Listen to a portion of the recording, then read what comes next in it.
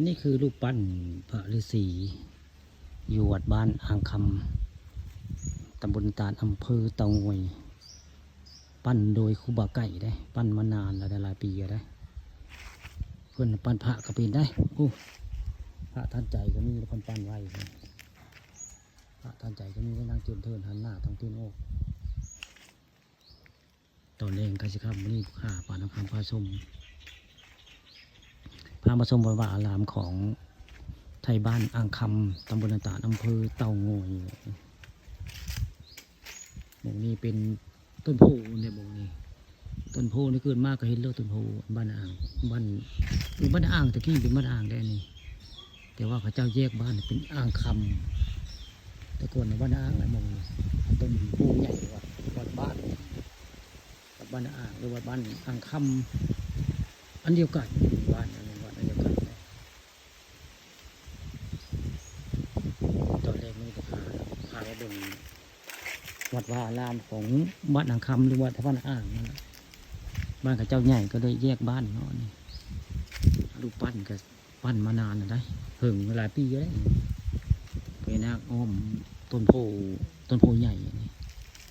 ต้นโพนี่ผู้ขาเกิดมาก็เห็นเลยนะบอกง่ายต้นโพใหญ่นี่เกิดมาได้เห็นลูกต้นโพบ้านอ่างหรือบ้านอ่างคำฤาษีนี่สร้างตำหลังคือเป็น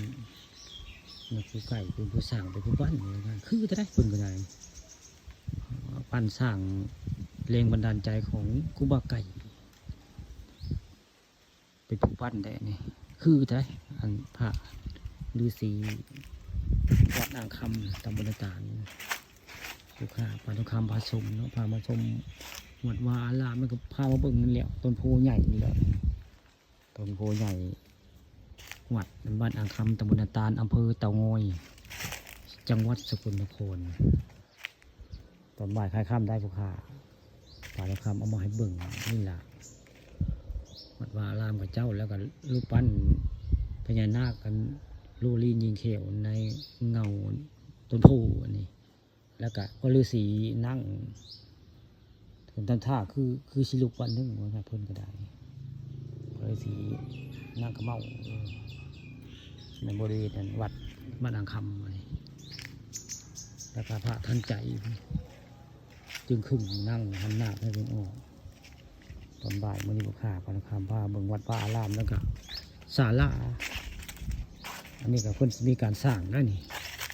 เล็กของภูมิเล็กนี่ได้มือมาแล้วก็ยกได้ยกกระเทิงเวลา